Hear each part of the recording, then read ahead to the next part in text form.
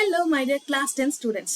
So ఒక 5 minutes ఇప్పటిదాకా మనం అన్నీ కూడా ఏమని ఎగ్జామ్ ఎలా రాయాలి, ఎలా చదవాలి అనే వాటి గురించి మాట్లాడుకున్నాం కదా. ఫర్ ద ఫస్ట్ టైం ఒక 5 మినిట్స్ మీరు బోర్డ్ ఎగ్జామ్స్ రాసేసిన తర్వాత మీ పేపర్స్ ఎక్కడికి వెళ్తాయి, వాటిని ఎలా కరెక్ట్ చేస్తారు అనే దాని గురించి మాట్లాడుకుందాం. ఓకే. సో ఇక్కడ బోర్డ్ ఎగ్జామ్స్ మనకి కొంతమంది టీచర్స్ నుంచి మీ పేపర్స్ అన్నిటినీ కూడా ఆల్ ఓవర్ కంప్లీట్ స్టేట్ లో ఎంతమంది అయితే మనకి 10th క్లాస్ ఎగ్జామ్స్ రాశారో వాళ్ళందరి పేపర్స్ ఒకటే దగ్గర ప్లేస్ చేసి కొంతమంది టీచర్స్ అసైన్ చేసి వాళ్ళని కరెక్షన్ చేయమని అంటారు. ఇక్కడ ఒక చిన్న ఇంపార్టెంట్ పాయింట్ ఏంటంటే ప్రతి బోర్డు ఎగ్జామ్ రాసే ప్రతి స్టూడెంట్ కూడా చాలా కష్టపడి 365 days అంటే ఒక అకాడమిక్ ఇయర్ మొత్తం స్పెండ్ చేసి కష్టపడి చదివిన తర్వాత బోర్డ్ ఎగ్జామ్కి వచ్చేసరికి వాళ్ళు మీకు ఎంత టైం ఇస్తారన్నా హార్డ్లీ 15 నిమిషాలు క్వశ్చన్ పేపర్ చదవడానికి అండ్ ఆన్సర్ షీట్ రాయడానికి మీకు ఒక 3 hours టైం ఇస్తారు, రైట్? అండ్ ఇక్కడ ద ట్రూత్ ఏంటంటే, భరించలేని ట్రూత్ ఏంటంటే, మీరు ఆ 3 గంటలు 365 రోజులు కష్టపడి రాసిన కష్టపడి చదివి అండ్ 3 గంటలు కష్టపడి రాసిన ఆ పేపర్ని మన ఎగ్జామినర్స్ కేవలం 3 నిమిషాల్లోనే కరెక్ట్ చేసేస్తారు. సో ఇంత ఫాస్ట్ గా కరెక్షన్ చేసేసినప్పుడు కొంతమంది స్టూడెంట్స్ ఫెయిల్ అవుతానేమో అనుకున్న స్టూడెంట్స్ పాస్ అయ్యే ఛాన్సెస్ ఉంటాయి. అండ్ యావరేజ్ మార్క్స్ వస్తానేమో అనుకున్న స్టూడెంట్స్ కి, మంచి మార్క్స్ వస్తాయి అనుకున్న స్టూడెంట్స్ కి యావరేజ్ మార్క్స్ వస్తాయి. ఇలా చాలా దారుణాలు జరుగుతుంటాయి. కానీ దీంట్లో మనకి రీచెకింగ్ అనేది పెట్టుకుంటాం. సో మనకి సాటిస్ఫై కానప్పుడు లేకపోతే ఏదైనా డౌట్ వచ్చినప్పుడు దాంట్లో మీరు చాలా మంది స్టూడెంట్స్ ని గమనించుంటారు దట్ రీవాల్యుయేషన్ పెట్టుకున్నప్పుడు వాళ్ళ మార్కులు పెరగడం అనేది చాలా సార్లు చూసుంటారు. ఎందుకు ఇలా జరుగుతుంది అని అంటే దీనికి మల్టిపుల్ ఫ్యాక్టర్స్ ఉన్నాయి. ఫస్ట్ ఆఫ్ ఆల్ మన టీచర్స్ లేకపోతే మీ బోర్డ్ ఎగ్జామ్ ని టీచర్స్ ఎలా కరెక్షన్ చేస్తారు అనే దాన్ని డిస్కస్ చేయబోయే ముందు గైస్, ఎవరైనా ఛానల్ ని ఫస్ట్ టైం చూస్తున్నట్లయితే క్లిక్ చేయండి. మన ఛానల్ ని, ఈ సెషన్, ఈ లైవ్ ని, ఈ వీడియోని లైక్ చేయండి. అట్ ద సేమ్ టైం మన ఛానల్ ని సబ్స్క్రైబ్ చేసి పక్కనే ఉన్న బెల్ ఐకాన్ ని క్లిక్ చేయండి. And right, coming to examiner mind set ని ఒక్కసారి అర్థం చేసుకోవడానికి ట్రై చేద్దాం. మీరు ఎప్పుడైనా మీ టీచర్ ని క్లాస్ అయిపోయిన తర్వాత, మీరు ఏదైనా ఎగ్జామ్ రాసిన తర్వాత మీ స్కూల్లో మీ క్లాస్ లో హార్డ్లీ ఎంతమంది ఉంటారు? నాకు తెలిసి 35 నుంచి 40 మెంబర్స్ కన్నా ఎక్కువ ఉండరు కదా. సో ఈ 35-40 మెంబర్స్ పేపర్స్ దిద్దడానికే మన టీచర్స్ చాలా టైం తీసుకుంటారు. ఎంత లేదన్నా ఒక 1 to 2 days తీసుకుంటారు. అలాంటిది ఇక్కడ మనకి కొన్ని వందల వేల పేపర్లు వస్తాయి. ఆ పేపర్స్ అన్నిటిని టీచర్స్ కరెక్షన్ చేయడానికి ఇంకెంత టైం తీసుకోవాలి? అండ్ వాళ్ళకి ఒక ప్రాపర్ టైం ఫ్యాక్టర్ ఉంటుంది, దీని లోపల ఫినిష్ చేసేయాలి అని. సో వాళ్ళకంటూ ఒక టాస్క్లు ఉంటాయి, రోజుకి ఇన్ని పేపర్స్ కంప్లీట్ చేయాలి అని. వాళ్ళ ముందట బండల్ పేపర్స్ ఉంటాయి. సో అవన్నీ చూసినప్పుడు వాళ్ళకి ఒక రకమైన స్ట్రెస్ ఆల్రెడీ ఉంటుంది. అండ్ దీనికి తోడు ఈ పేపర్స్ అన్నిటిని వాళ్ళు టెక్స్ట్ బుక్ చదివేసి వచ్చి కరెక్షన్ చేయరు. వాళ్ళకి బోర్డు నుంచి ఒక స్పెసిఫిక్ ఇన్స్ట్రక్షన్స్ తో కూడిన ఒక కీ పేపర్ ఇస్తాడు. ఈ కీ పేపర్ లో నువ్వు రాసిన ఆన్సర్ లో ఈ పదాలు, ఈ ఈక్వేషన్స్, లేకపోతే ఈ డయాగ్రామ్ లేబులింగ్, లేకపోతే లాస్ట్ కి ఆన్సర్ ఇలా ఉన్నప్పుడు మాత్రమే నీకు ఇన్ని మార్కులు ఇవ్వాలి అని అందులో ప్రాపర్ గా మెన్షన్ చేస్తాడు. ఆ కీ పేపర్ ప్రకారమే నువ్వు ఈ ఎగ్జామ్ ని అంటే వాళ్ళ ఎగ్జామ్ పేపర్ ని కరెక్షన్ చేయాలి.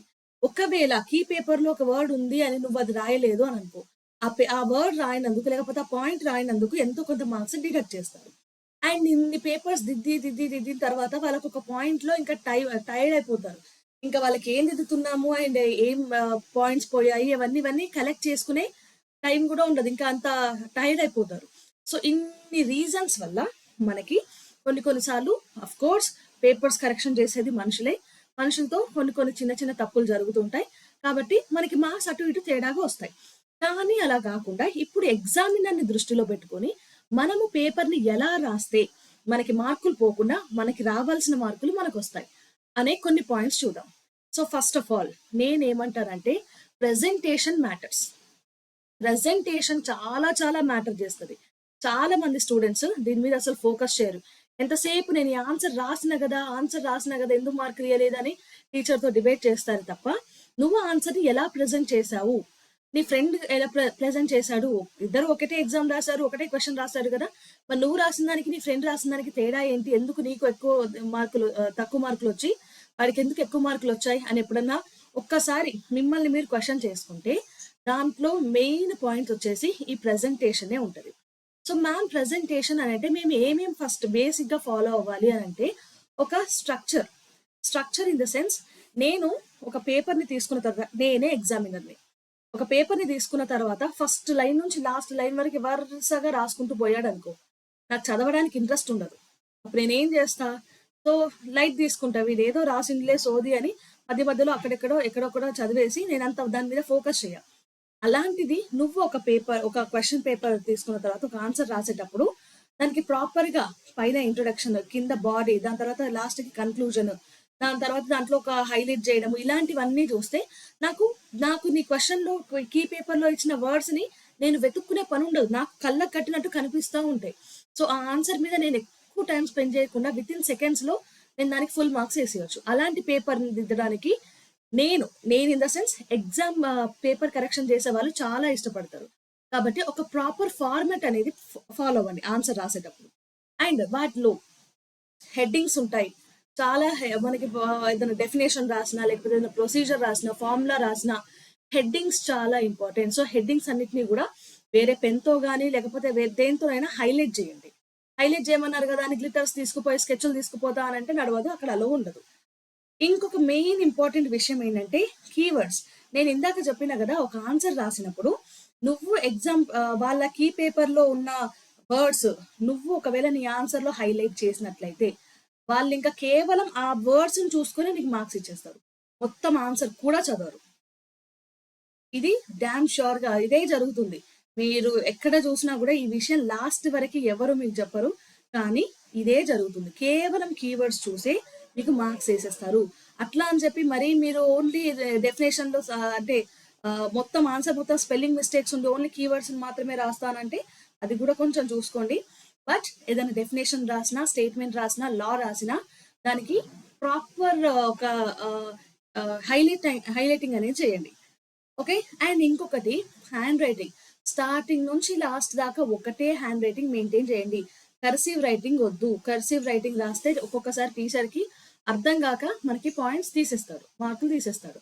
కాబట్టి విడివిడి అక్షరాలతోని రాయడానికి ట్రై చేయండి. ఫస్ట్ పేపర్‌లో నువ్వెలా రాసావో లాస్ట్ పేపర్ వరకి గూడా అలాగే రాసేటట్టు చూసుకో. అండ్ ఇంకొకటి అక్యురసీ. నువ్వు ఆన్సర్ రాసేటప్పుడు దాంట్లో ఎంత వరకి నువ్వు కాన్ఫిడెంట్‌గా ఉన్నావు. ఒకవేళ నీకు ఆన్సర్ కొంచెం లాస్ట్‌కి డౌట్ ఉంది. అప్పుడేం చేస్తావు నువ్వు స్ట్రాంగ్‌గా ఉన్న పాయింట్స్ అండ్ కరెక్ట్‌గా ఉన్న పాయింట్స్ అన్ని స్టార్టింగ్‌లో రాసేయి. దాని తర్వాత మధ్య మధ్యలో లాస్ట్‌కొచ్చేసరికి నువ్వు ఈ నాట్ ష్యూర్ అనుకున్న పాయింట్స్ ఉంటాయి గదా! అవి రాసేయి.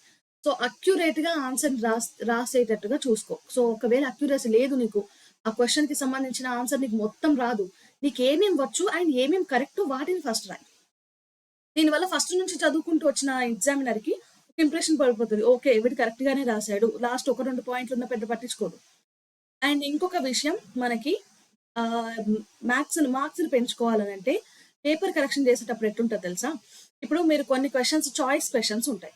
ఇప్పుడు ఫర్ ఎగ్జాంపుల్ క్వెషన్ మనకేంటి ఆహ్, ఏది మనకి లాస్ట్ బిట్‌లో సరే 15, 16, 17, 18 ఈ 4 క్వెషన్‌లో ఎనీ 3 క్వెషన్స్ రాయండి అని అడిగారు. ఎనీ 3 క్వెషన్స్ రాయండి అని అన్నప్పుడు నువ్వేం చేస్తావు? సో, 15 రాసినావు, 17, 18 చూజ్ చేసావు. ఆ మూడిటినే రాసావు. ఓకే. పొరపాటున 17 నువ్వు రాసిన 17థ్ క్వెషన్ రాంగ్ అయిపోయింది. ఇప్పుడు పరిస్థితి ఏంటి? Long answer question. ఇప్పుడు పరిస్థితి ఏంటి? ఆ 8 మార్కులో, 6 మార్కులో పోయినట్టే గదా!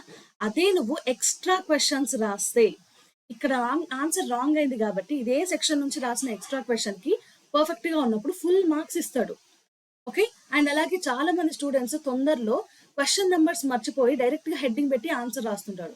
అప్పుడేమవుతది నువ్వు రాసిన ఆన్సర్ కరెక్ట్ అయినప్పటికీ కూడా దానికి మార్కులు ఇవ్వలేడు. ఎందుకు? నువ్వు ప్రాపర్ ఫార్మాట్ ఫాలో అవ్వలేదు. అక్కడ క్వెషన్ నంబర్ వేస్తేనే గదా! నువ్వు ఏ క్వెషన్‌కి ఆన్సర్ రాసావో తెలుస్తుంది. సో, క్వెషన్ నంబర్స్ కూడా చూసుకోండి. అండ్ స్పెల్లింగ్ మిస్టేక్స్ ఇది లాంగ్వేజెస్‌లో చాలా చాలా important.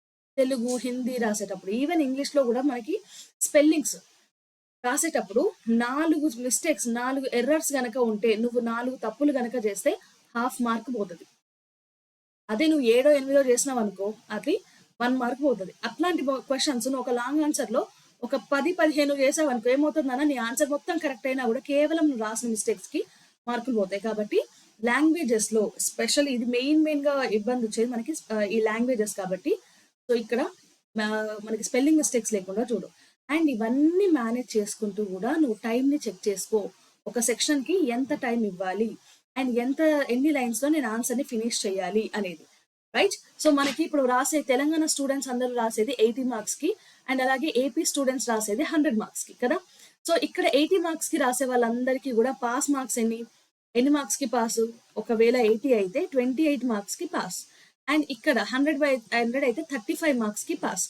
For example, for example నువ్వు పేపర్ మొత్తం రాసావు. నీకు 80 మార్క్స్ పేపర్‌లో నువ్వు 25 మార్క్స్ దాకా వచ్చి ఆగిపోయినావు. అప్పుడేం చేస్తాడు ఎగ్జామినర్ పేపర్ మొత్తం మళ్ళీ చూసి ఎక్కడన్నా మార్కులు ఇయ్యొచ్చా, హాఫ్ మార్కో అక్కడో ఇక్కడో వెతికి నీకు 3 మార్కులు ఎక్కడో వచ్చేలాగా చేసి మనకి 25 మార్క్స్ ఏసి బార్డర్ పాస్ అన్న చేపిస్తాడు. అంతే తప్ప నువ్వు 15 మార్క్స్ తెచ్చుకున్నావు, 15 మార్క్స్, 20 మార్క్స్‌లో ఉన్నావు. అట్లా అని చెప్పి నీకు 8 మార్క్స్ ఏసి పాస్ చేయించడం ఇలాంటివి జరగదు. నువ్వు బార్డర్ దాకా వచ్చినప్పుడు మాత్రమే నీకు ఎగ్జామినర్ హెల్ప్ చేయగలడు. సేమ్ అంతే. ఇప్పుడు నువ్వు 31, 32 మార్క్స్ దాకా వచ్చావు.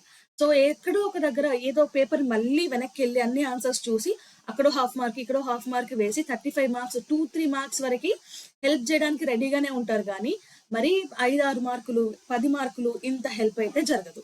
ఇంత గ్యాప్ అయితే ఉండదు. అండ్ ప్రతిసారి ఎగ్జామ్స్ రాసేటప్పుడు బోర్డేమి మనకి ఎనిమి గాదు. ఎగ్జామ్ కరెక్షన్ చేసేవాళ్ళేమి మన శత్రువులు గాదు. కాబట్టి వాళ్ళు గూడా ఏం ఆలోచిస్తారు, ఈ సంవత్సరం మనకి వీలైనంత ఎక్కువ మంది పిల్లల్ని పాస్ చేయిద్దాము అన్న ఆలోచనలోనే ఉంటారు గాబట్టి, అంత స్ట్రిక్ట్‌గా ఉండదు. కానీ, కానీ మనము ఎగ్జామినర్ ఏమేం దొరకకుండా మనం ఆన్సర్స్ రాయాలి. దొరకకుండా ఇన్ ద సెన్స్ మనం మిస్టేక్స్ చేసినా, మన రైట్ ఆన్సర్స్ మాత్రమే ఎగ్జామినర్ చూసేటట్టుగా మనం కనుక తయారు చేస్తే, పేపర్‌ని రాస్తే, అప్పుడు మనకి ఫుల్ మార్క్స్ వచ్చే ఛాన్స్ ఉంటది. అండ్ ఇంకొక విషయం నాన్న, ఇలా బోర్డ్ ఎగ్జామ్‌కి సంబంధించిన సో మెనీ క్వెరీస్‌తో అండ్ అలాగే ప్రిపేర్ అవ్వలేక టెన్షన్ పడుతున్న వాళ్ళందరికీ గూడా మన వేదాంతు క్లాస్ 10 స్టూడెంట్స్‌కి ఏపీ అండ్ టీఎస్ బోర్డ్‌లో ఉన్న ప్రతి స్టూడెంట్‌కి గూడా 600 మిషన్ 600 అనే ఒక క్రాష్ కోర్స్‌ని స్టార్ట్ చేసింది. ఈ క్రాష్ కోర్స్ మనకి డిసెంబర్ 22 నుంచి స్టార్ట్ అవుతుంది. దీనికి ఎన్రోల్‌మెంట్స్ అనేవి స్టార్ట్ అయిపోయాయి. ఎన్రోల్ అవ్వాలంటే కింద డిస్క్రిప్షన్‌లో ఉన్న లింక్‌ని క్లిక్ చేయండి. ఏపీకి సెపరేట్‌గా అండ్ 10థ్‌కి సెపరేట్‌గా ఈ బ్యాచ్ నడుస్తుంది. అండ్ మోర్ ఓవర్ ఈ బ్యాచ్‌లో మన క్విక్ రివిజన్ ఉంటుంది. ఎగ్జామ్‌కి సంబంధించిన ఇంపార్టెంట్ క్వెషన్స్ అండ్ మాక్ టెస్ట్‌లు ఉంటాయి. మాక్ టెస్ట్ అయిపోయిన తర్వాత వాటికి సంబంధించిన పేపర్ డిస్కషన్స్ కూడా జరుగుతాయి. అండ్ వీటన్నిటితో పాటుగా ఈ బుక్స్ కూడా ఇవ్వడం జరుగుతుంది. సో, ఈ బుక్స్ అనేవి మీ ప్రిపరేషన్‌ని ఇంకా డబుల్ స్పీడ్‌లో ముందుకు తీసుకెళ్ళడానికి, రివిజన్‌కి హెల్ప్ అవుతుంది. ఇవన్నీ అవైలబుల్‌గా మనకి మిషన్ 600లో మాత్రమే ఉన్నాయి. సో, డిసెంబర్ 22 స్టార్టింగ్ డే కాబట్టి ఇంకేమాత్రం లేట్ చేయకుండా జాయిన్ అయిపోండి. మీ అందరిని గూడా మళ్ళీ నేను బ్యాచ్‌లో చూడాలని అనుకుంటున్నాను. Okay. So, all the best guys. Next వీడియోలో మళ్ళీ ఇంకొక పనికొచ్చే విషయాన్ని మాట్లాడుకుందాం. Till then keep learning and stay tune to Vedantu APTS 9th and 10th channel. This is Gayatri Patel, your favorite master teacher. Bye for now, guys.